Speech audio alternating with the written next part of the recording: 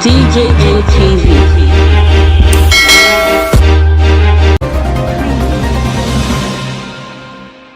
Delta State go soon get 4 state universities. My people, hello, wetin dey play now, wetin dey sup? How your side? Good morning, good afternoon, good evening. Depend on when you take see the video, you know that the matter dey be. This na DJM TV daily news update wey dey give you the real gist dem and story. Dey give you the better informate, correct informate on wetin dey sup for inside Nigeria and all around the world. We don come one story again. E concern Delta State. For some time now, people for Delta State dey talk for corner, dey talk, dey murmur, wetin dey go ask dem say wetin dey happen, wetin dey happen. Dem say the state government don approve say make dem convert the polytechnics wey dey the state to university. So Delta State now go come break record. Dem wan break record as the only state for Nigeria wey go get 4 state universities.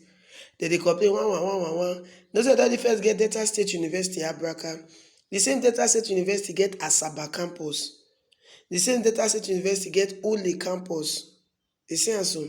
Now the state government don come now say the one wey dey the Delta State University for Asaba campus, Delta State Polytechnic for Ozoro, dem wan change am. Dem don call change the College of Education for Agbo to university. Now see the names dem when e say dem go call these universities. The Delta State University Asaba campus go come become Dennis Osadebe University Anwine. While the one for Agbo go call am University of Delta Agbo. Then Delta State Polytechnic wey dey for Ozoro e go come become University of Science and Technology Ozoro, plus the existing Delta State University wey dey for Abraka main town. Governor Okowa now announce this one for inside this 2021 wey we dey so, say na the new one wey e wan do be that. Now for the announcement wey the government first do, the governor say last year more than 25,000 Deltans apply for university admission, and out of the 20,000 wey qualify for the admission, na only 4,000 people na im dey give admission.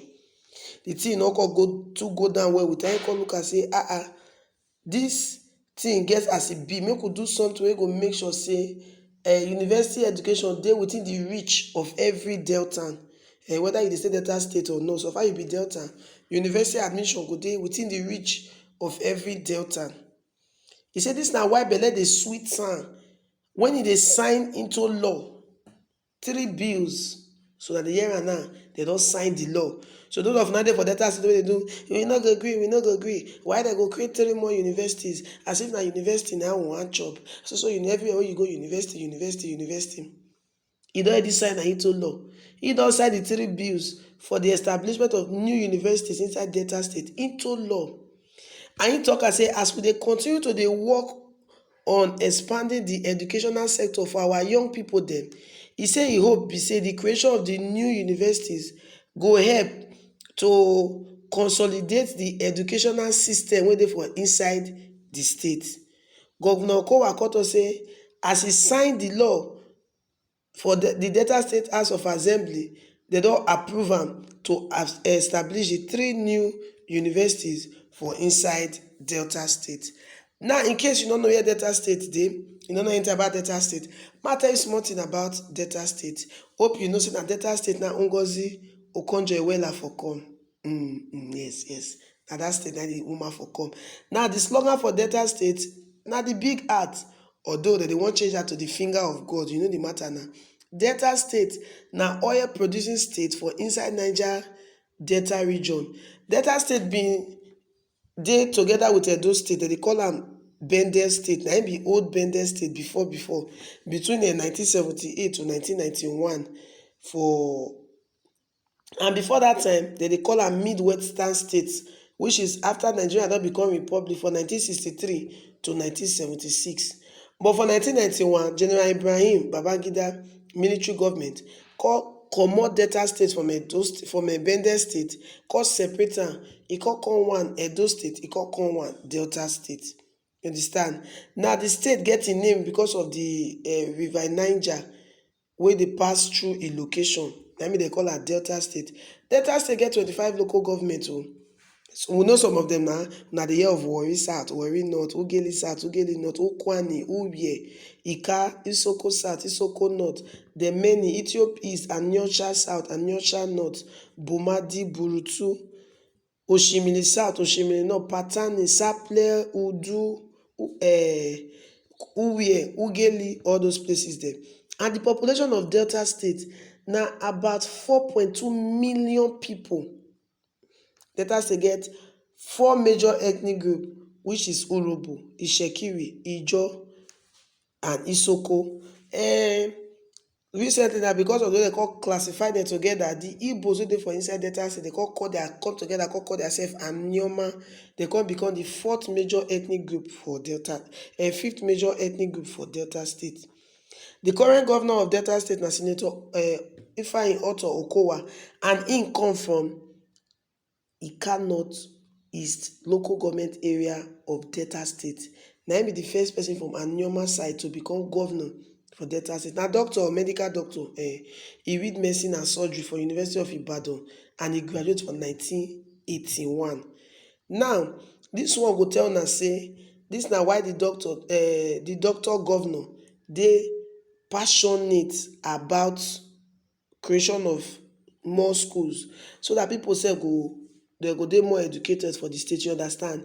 And he don handle plenty position before now, and Senator Dr. Ifeanyi Okowa come become governor of Delta State after, you know the guy now, Oduaga. You know that guy. Now the matter be say many people don come and come react say this thing wey the Delta State governor wan do, e no good. They no like am. Say already we don already get Delta State University, Abraka, wey get 2 major campuses there for at least the senatorial district for the state. One dey for Ole, one dey for Asaba. They come talk say to create more universities is just like you carry old cloth, why you take sew another style. You get the matter now? Delta State Polytechnic Ozoro dey there dey serve as a polytechnic. Meanwhile, you wan convert her to university. They come also talk say the problem of Delta State no be school, no be higher institution. Delta State get plenty. We get College of Education Warri, we get College of Education Agbo, they get School of Nursing for Warri, they get School of Midwifery for Saple, they get School of Nursing for Agbo. Delta State Polytechnic Ozoro, Delta State Polytechnic Ogwashuku, e dey for there. What you call the different private university the way dey, Western Delta dey there, Novena University dey for there. Educational, as in higher institution of learning, no be problem for the state. They say make the governor, instead of to carry money to take do better thing, the governor dey carry the money, they go do irrelevant things. They say problem dey for the state, work no dey, road better, they call her road master. They say but some places never still see road. They talk about a good drainage system because of flooding wey dey carry most of the villages. They call the complaint and say instead of governor to look down, what governor dey say na school na im wan do. Say after how many youths dey gree dey go school now, because most of them dey talk say school na scam, school na scam. See how many of them dey gree dey go school now. Say the governor, this one wey he wan do, so they no just like am. But many other people don come outside come talk say, Ifeanyi Okowa, you do this one, you na man, na man you be. They don comment and say this na better thing. They say Delta State that will be the first state for Nigeria to get 4 state universities. Aside the Federal University, the Federal University of Petroleum Resources, FUPRI, for Egbomro, for Efru. They say aside that one, the Delta State will get 4 state-owned university. Delta State na don break record. Now, the matter wey dey for ground now be say, for me, I no really see why they convert old higher institution into universities like polytechnics and all that. The polytechnics dey serve purpose, they get purpose wey they serve. The colleges of education, they get purposes wey they serve. You understand? Petroleum training institution dey for there for Warri, PTI. e get purpose wey e dey serve. So when you convert am to university now, the purpose of those things na don dey defeated. Wetin dey, which structure dey on ground to replace these things wey you dey comot? There is no structure on ground. So the thing get as e go be. And then like wetin other people dey talk, not be school be the problem of the state. Plenty other things dey wey I feel say the governor suppose to look into than to say if they wan establish new universities. As a matter of fact, security matters dey for there. So no be school be the problem. Well, my person, how you see this matter? It makes sense. May you go ahead to, they already sign the bill, but it makes sense. At least more we know what you feel about these 3 new universities wey Delta State wan not be additional expenses for the state be that one. May you say shook mouth put for the matter. This na still DJM TV daily news update. Why would they give you better gist and correct story unto wetin dey happen? In case you never subscribe, abeg make you subscribe, then make you click the bell so that anytime we drop new story, you sef go be among the first persons to know wetin dey shele for inside Nigeria. Until we come your way again with another edition, my name still remain Lawuru Favor for DJM TV News. DJM TV. DJM TV.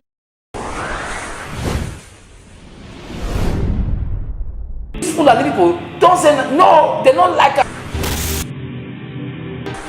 Welcome to DJM TV. DJM TV. DJM TV. DJM TV. DJM TV. Some of the delegates and ask their questions. DJM TV.